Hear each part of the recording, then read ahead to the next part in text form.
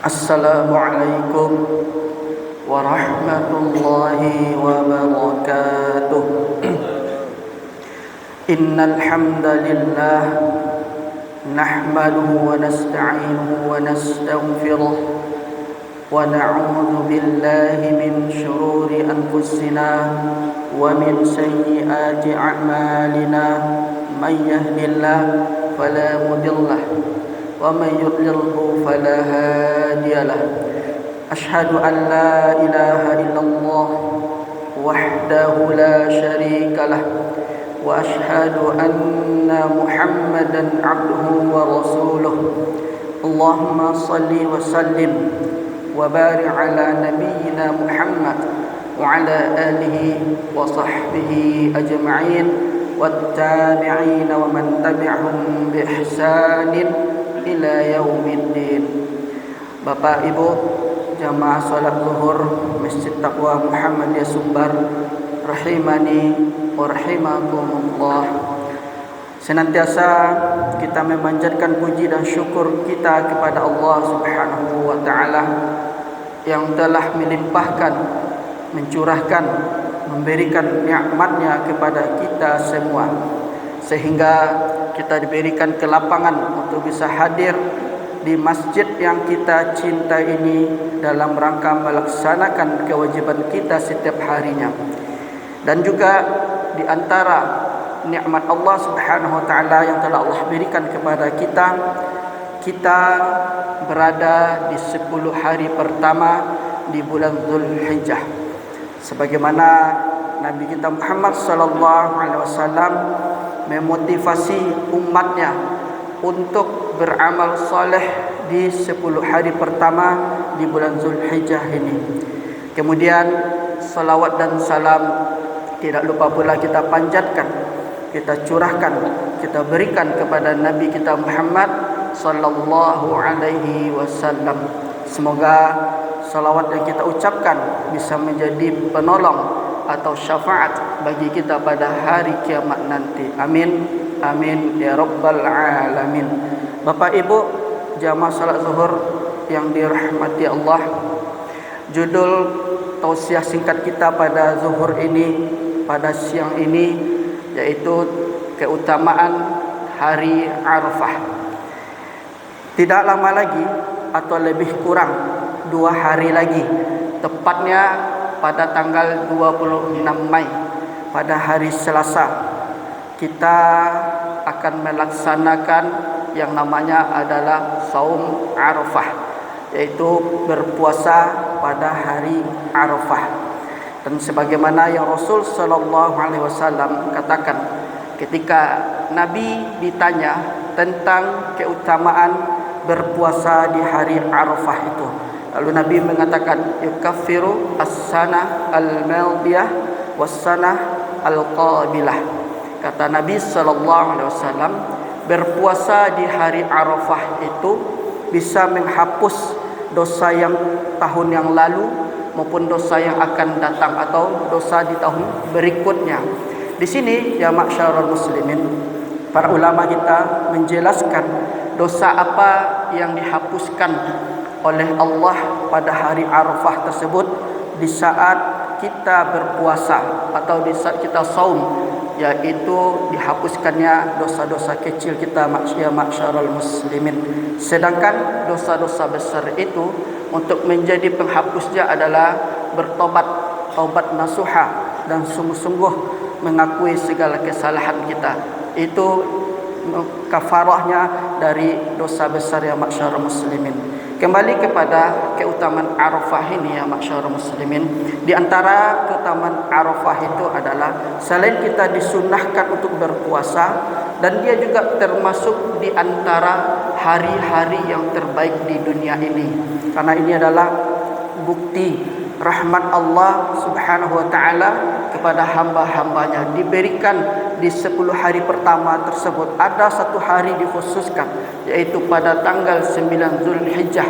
Kaum muslimin yang ketika itu kalau yang berada atau yang sedang melaksanakan haji mereka berkumpul di Arafah, atau kita katakan dengan wukuf di Arafah. Sedangkan kita yang tidak melaksanakan haji atau di luar Makkah, kita disunahkan untuk berpuasa, yaitu puasa Arafah. Kemudian di hari Arafah ini juga ya ma'syarul muslimin, perbanyaklah berdoa kepada Allah Subhanahu wa taala. Kenapa? Pada hari Arafah itu Allah turun ke langit dunia. Inilah perbedaan hari Arafah dengan malam Lailatul Qadar.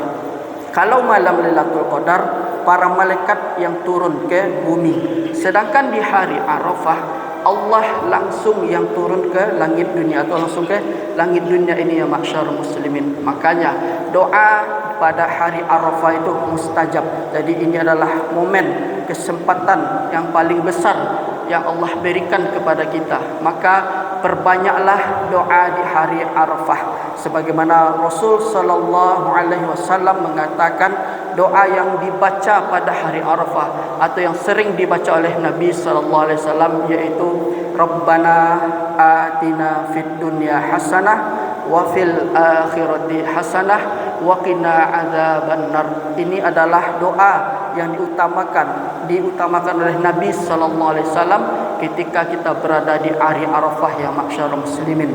Kemudian apa afdhalul zikri?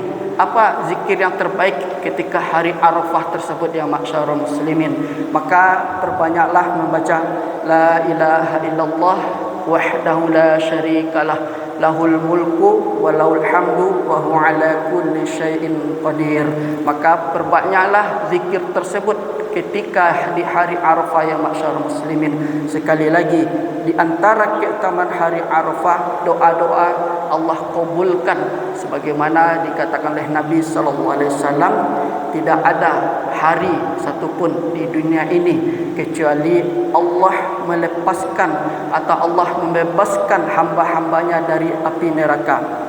Sekali lagi ya ma'syarul muslimin, perbanyaklah berdoa di hari Arafah. Kalau kita melihat kepada keadaan para salaf kita itu ketika datang hari Arafah, sebagaimana Ali bin Abi Thalib ketika datang hari Arafah, beliau berdoa kepada Allah Subhanahu wa taala dengan mengatakan Allahumma a'tiq raqabati minan nar. Ya Allah, bebaskanlah aku dari neraka.